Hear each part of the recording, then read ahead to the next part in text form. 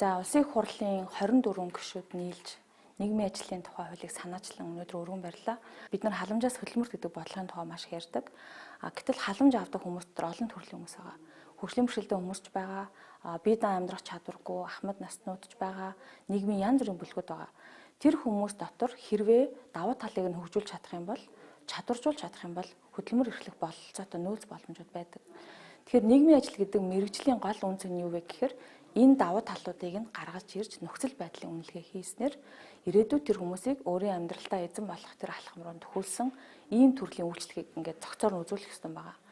За жишээ аваад үзэхээр бид нар яг одоогоор нийгмийн ажлын тухай гүйцэтгэж байгаа үүргүүд нь хүүхдийн хүчирхийллийн асуудлууд дээр, гэр бүлийн хүчирхийллийн асуудлууд дээр илүү төлхөө оролцож байгаа. Энэ оролцоог, үүрэг оролцоог нь бид нар илүү эрүүл мэндийн салбар руу бас хэлэх хэрэгтэй байна.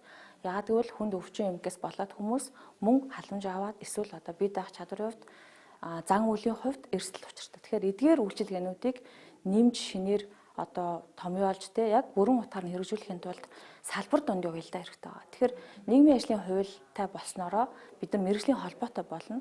За мэргэжлийн холбоо нь өөрөө салбар дундын зохицуулалт болон энэ мэргэжлийн карьер, энэ мэргэжлийн энэ аль салбарт ямар чиглэлээр ажиллах уу гэдэг чиг зургийг гаргахад маш чухал оролцоотой ийм бас нэг бүтцийг бий болгож байгаа гэсэн. Тэгэхээр мэргэжлийн холбоо дээрээс нь сургалт нь, дээрээс нь нөгөө лиценз шалгалтын асуудлууд яригдана.